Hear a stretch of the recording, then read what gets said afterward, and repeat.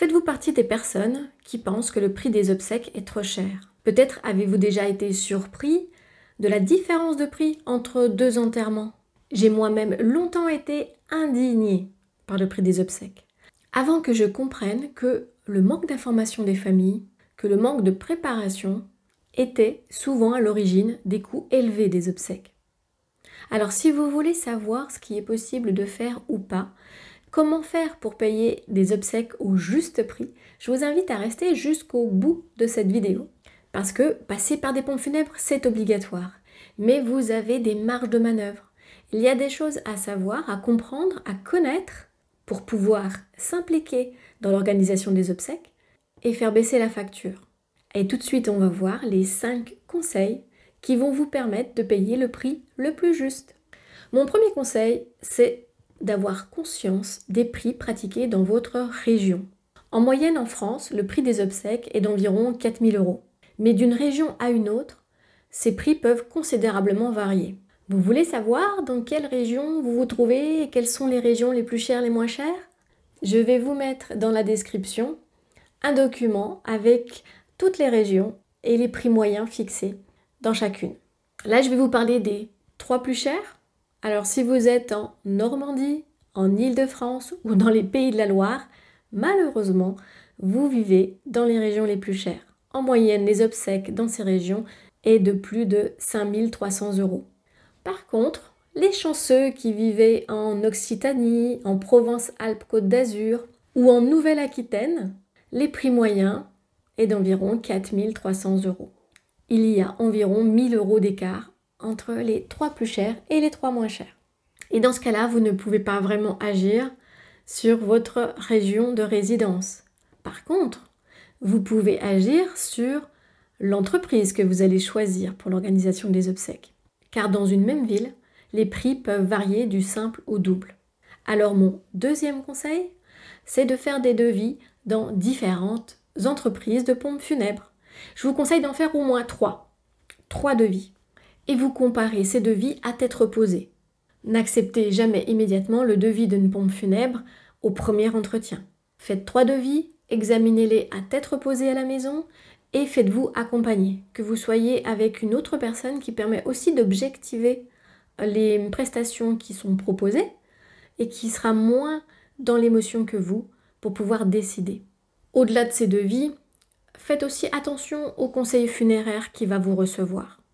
Vous avez des conseillers funéraires qui seront très à l'écoute, qui vont bien comprendre vos besoins et vous donner des solutions adaptées à ce que vous voulez. Par contre, vous avez des conseillers funéraires qui ont un profil un peu plus commercial.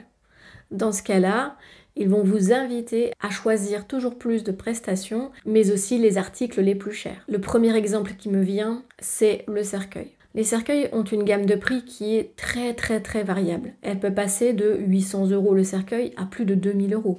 Tout dépend du matériau, du type de bois et de son design. Alors vous avez des conseillers funéraires qui vont vous dire oui, d'après ce que je comprends, c'était quelqu'un de bien, quelqu'un de généreux.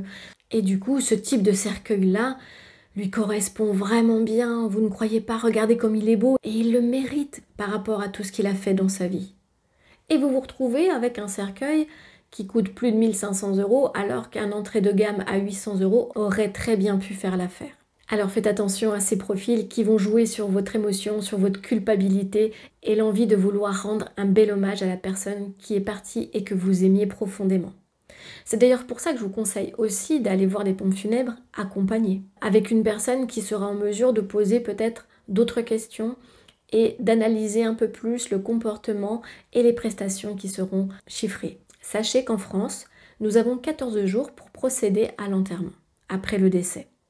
Donc vous pouvez bien prendre un jour, une soirée, pour comparer ces devis et vous faire une meilleure idée sur ce qui sera le plus juste et le plus adapté, le plus personnalisé en fonction de l'hommage que vous voulez donner à la personne. Et pour comparer ces devis, mon troisième conseil, c'est de vous informer sur ce qui est obligatoire ou non obligatoire dans le devis des pompes funèbres. Et c'est ce que nous allons voir tout de suite. Qu'est-ce qui est obligatoire? Ce qui est obligatoire, c'est déjà de choisir entre inhumation et crémation. Et le prix de ces choix funéraires va dépendre de la région où vous résidez. C'est ce que je vous ai dit tout à l'heure. Ce qui est obligatoire aussi, c'est le choix du cercueil.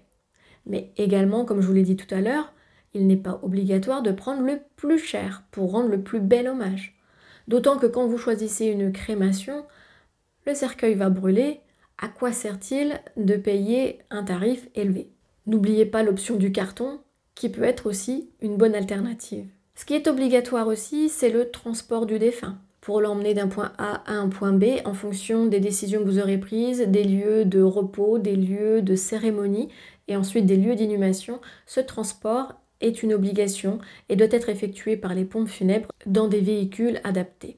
Une autre obligation, ce sont différentes taxes. Et je pense aux vacations de police. La vacation de police, c'est la présence de policiers au moment de la fermeture du cercueil.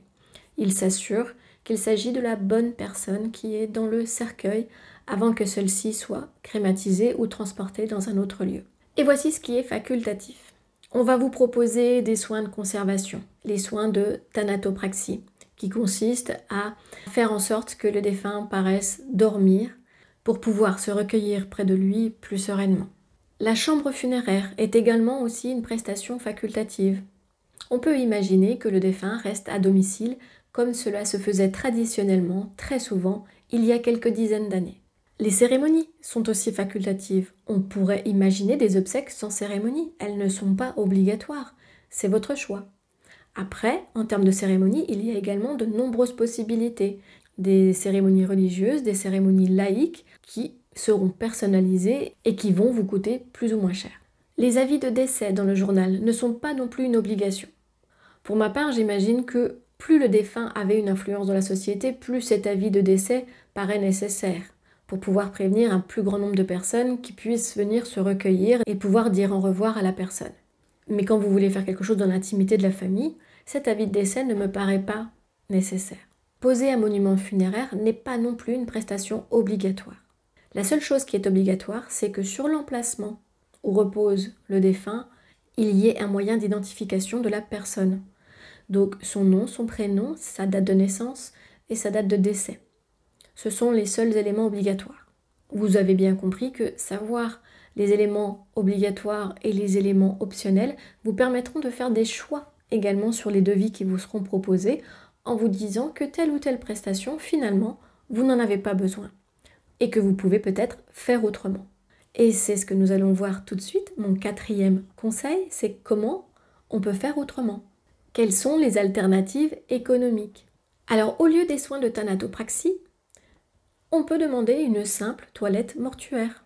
Elle a pour avantage d'être plus économique et elle contribue à rendre le défunt plus apaisé. Et comme je vous l'ai dit tout à l'heure, on peut prévoir un recueillement à domicile au lieu de réserver une chambre funéraire plusieurs jours avec un tarif assez coûteux à la journée. Autre alternative, on peut prévoir une cérémonie personnalisée également à domicile ou dans un lieu privé, un lieu qui nous appartient. Il n'est pas nécessaire de réserver une salle, d'avoir un maître de cérémonie des pompes funèbres pour dire au revoir et faire un hommage personnalisé à la personne qui nous a quittés. De même, le petit pot de convivialité qui a souvent lieu à la fin des cérémonies, moi je le verrais bien, mais c'est simplement mon avis, faire de ce pot de convivialité ce moment de au revoir au lieu de la cérémonie qui est beaucoup plus officielle et beaucoup plus organisée. Faire quelque chose de plus informel autour d'un verre et qui permet également de se souvenir et de partager des moments avec des proches et de se rappeler avec émotion du défunt. Je l'ai dit tout à l'heure, on n'est pas obligé de publier un avis de décès, on peut prévenir les proches par d'autres moyens, surtout quand on veut faire quelque chose de plutôt intime. Par rapport à la dernière demeure, sachez que la dispersion des cendres ne nécessite pas de concession funéraire. C'est la solution la plus économique pour votre budget. Après, si vous ne voulez pas disperser vos cendres, vous pouvez vous renseigner dans votre région sur le prix des concessions. Qu'est-ce qu'une concession? C'est l'emplacement qui vous est réservé au titre de votre dernière demeure, soit pour reposer dans un cercueil en terre ou dans un caveau, soit pour mettre une urne en terre, soit dans un columbarium. Vous pouvez également réserver un emplacement au pied d'un rosier dans certains cimetières ou au pied d'un arbre. Ça s'appelle aussi une concession. Le prix de la concession va dépendre de la taille de l'emplacement et de la durée. Vous avez des durées définies dans les cimetières au minimum 15 ans, au maximum à voir avec les cimetières. Les concessions perpétuelles ne sont plus trop proposées à l'heure actuelle. Vous avez vu qu'avec un peu d'information, vous avez la main pour pouvoir organiser des obsèques dignes, respectueuses du défunt, sans se ruiner. Et mon 5e et dernier conseil, qui est pour moi la clé et la principale, c'est d'anticiper. Le fait d'anticiper vos propres obsèques va vous permettre d'avoir du temps pour comparer les devis, va vous permettre d'avoir le temps d'en parler sereinement à vos proches, de faire des choix funéraires entre inhumation, crémation et lieu de repos, de dernière demeure plus justes, plus adaptés à ce que vous avez envie pour vous, mais aussi à ce qui sera possible pour vos proches quand vous ne serez plus là. Le fait d'anticiper va permettre à vos enfants d'être soulagés. Vous allez les décharger de toutes les démarches qui sont difficiles et lourdes au moment où ils vivent une émotion intense. Le fait d'avoir anticipé va vous permettre d'organiser des funérailles qui vous ressemblent et de transmettre le dernier message que vous avez envie de transmettre à vos proches. Et puis, anticiper, c'est savoir que vous pouvez financer vos obsèques sans laisser cette charge à vos proches. Comment finance-t-on les obsèques? Vous pouvez dès à présent souscrire à une assurance, à un contrat obsèques, tout en étant vigilant qu'il y a bien un capital garanti au moment du décès. Il faut savoir que les frais d'obsèques peuvent être directement prélevés par la pompe funèbre sur votre compte bancaire à hauteur de 5 910 € à l'heure où je vous parle. Et vous avez des mutuelles, des employeurs, des caisses de retraite qui peuvent contribuer sur un certain montant à payer les frais d'obsèques.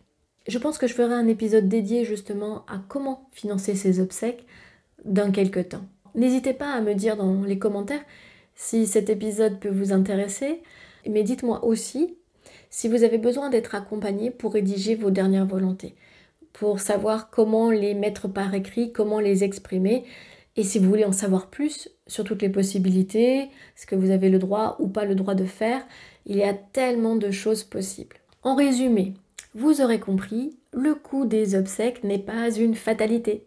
Il peut être maîtrisé surtout si vous êtes informé de ce qui est possible, pas possible, obligatoire et non obligatoire, mais aussi si vous prenez le temps d'anticiper vos propres obsèques.